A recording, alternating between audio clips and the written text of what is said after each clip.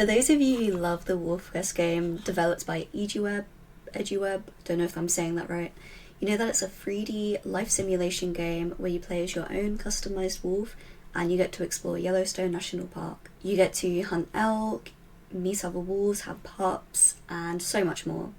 The game has been around for a long time, since 2008, and has been in development longer than Yandere Simulator, if that were even possible. As of December 9th, 2024, WolfQuest Anniversary Edition finally released the update it had been promising since the start, where your pups grow up and they can run around now without getting lost, help you on hunts, engage in battles, and with some of us heavily anticipating this final update over the last 16 years, it is emotional, existential, and oh god, it took so long. Although it's 2025 now, some of you guys have been around since version 2.5. Personally, I have been around since 2.5 as of 2014. 2.7 was released at the end of 2015, and this is when the game started to cost money. 2.5 is by far glitchier. I mean, it is the oldest version, and with its final update in 2011, it left a lot of room for unfixed bugs and glitches to be discovered and exploited. And boy, this version is full of bugs. The most recent version is far more polished and no distinct glitches come to mind, so some of you might be in for a surprise. So this video is just a complete list of glitches known in WolfQuest 2.7 and its predecessor version, also known as WolfQuest Classic. Some of the bugs can only be encountered in multiplayer, but that's not possible anymore due to the user database being deleted. RIP Angel 5674? One last point to make, I cannot play the legacy version because in bold red text, very scary, it says do not ask in regards to playing builds pre 2.5.1. Wait, something isn't quite right. So turns out I had an old laptop which had WolfQuest 2.5 installed. By transferring this into my drive, voila! Version 2.5, survival of the pack. It's so static. It's so beautiful. And that brings us to the first glitch. Glitch 1 is the max strength and speed glitch, and is in 2.5 only. When moving the sliders to adjust the stats, you'll notice that when one goes up, another goes down. However, if speed is at the top, stamina is in the middle, and strength at the bottom, the strength slider can gradually be moved to the top. As you can see, it's possible for the stamina slider to glitch and stay put, with speed also remaining where it is. When this glitch was working, I used to exploit it all the time.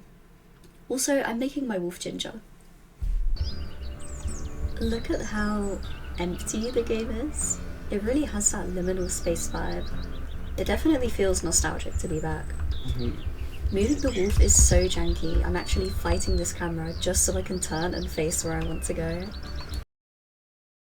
On to glitch number 2, it's the infinite EXP glitch. After engaging in a fight with an enemy wolf and successfully driving them off their territory, wait for this to pop up. Quickly hit escape and view the stats to see your EXP increase. This is infinite and will keep going up and up. It's hard to tell if the developers purposely put this bug here or if it was an Easter egg in order to get the albino pup and secret den. Either way, there's no point in stopping until you reach 15,000, which is enough for the albino pup.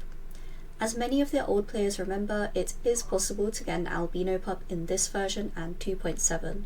However, albinoism isn't in the current WolfQuest because it's a realistic simulator, and there are no albino Yellowstone wolves yet. I'm so sad. I actually really missed this Easter egg of having one unusually coloured pup. Oh, and also at 7,500 you can unlock the secret den, which is pretty much just a clone of the tree den. It's just a little closer to Cattle Ranch but further from the rendezvous site, so take that as you will. For glitch number 3, it's the zombie pup. The first time I found out about this type of pup, I was so intrigued, but scared. I thought that by getting a zombie pup, it was sick and contagious or could attract predators more often to the den, but no. There were just many rumors circulating. Even though triggering this glitch results in unique visual changes, these changes include an eye on the pup's neck, discoloured skin, or literal scar marks as if the pup got scratched up in the fight. I mean, I can't believe it's actually, and I'm sorry to disappoint, nothing more than a texture glitch. I mean, you can't tell me that's not a bandage on the pup's head. It's such a coincidence, I'm not sure what the truth actually is. Anyway, all you have to do is pick up the pup and run around till you encounter another wolf. Enter the fight and you can even leave straight away. And voila, you have a creepy zombie pup. Congrats. For glitch number 4, you can have infinite stamina. This may not be a glitch and just a perk of having the stat maxed out, but you can essentially run forever, to the point of even restoring stamina after jumping, an action that usually consumes a lot of stamina. I remember preferring having max stamina as opposed to the maximum strength and speed glitch. Another bonus is that stamina seems to affect health or defense in this version. You will literally never lose a fight by having the stat maxed out. It even affects the amount of damage I'm doing. It really outshines any other stat. If I can just add quickly, this is what max strength gets you. This wolf is absolutely destroying me. It's like I've chosen strength, but the NPC wolves have the strength that I tried to allocate. And I can't even keep up with this coyote to test out the max strength stat that I apparently have. All I'm gonna say is, if you want a challenge, go for max strength and the least amount of stamina possible because it is very difficult. Glitch number 5 is the stat glitch. After creating your wolf, the stats appear differently than in the customization screen. Instead of varying from 0.5 to 5, we can see variations from -10 all the way to 14.4. However, when moving into Slough Creek, we can see an even more drastic change. The stats you seem to go with funnel into even more variations as you progress through the game. Here we can see 17.3 speed, 0 stamina and 3.6 strength, 18.9 in stamina, 12 speed and 3.9 strength. On one of my save files, I loaded into Slough Creek with a whopping -21 stamina, and this is how playing it looked. I did try to progress further in the game and look for any other changes, but it seems it caps once you've entered Slough Creek. I'm curious if anyone has seen a stat lower than -21 or higher than 18.9. Please let me know in the comments. And glitch number 6 is having all pups be the same colour as you. For those of you who are hardcore fans of the channel, which I'm sure only exists in my big ego mind, I made a tutorial on how to have all 4 of your pups match the colours of you and your mates. This means that your pup can be black, white or ginger rather than the usual brown. For the most noticeable effect, I recommend white, but ginger can be nice too. Step 1. Make a wolf and pick the most vibrant hues for the best results.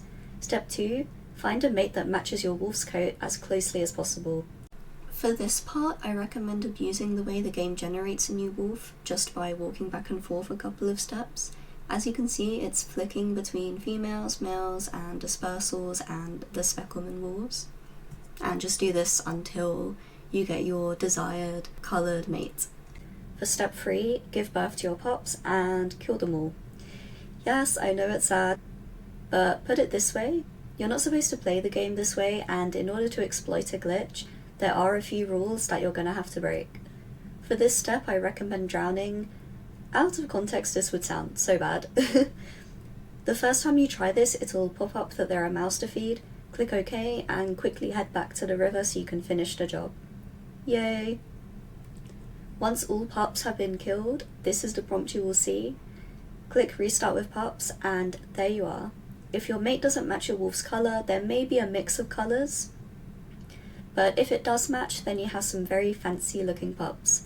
I honestly prefer this white to the albino, which is pure white. The splashes of brown look more natural, and each pup is different in a subtle way.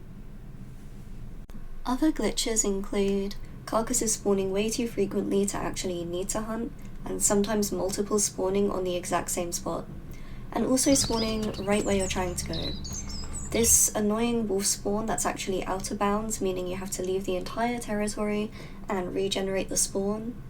Don't get me started on the AI.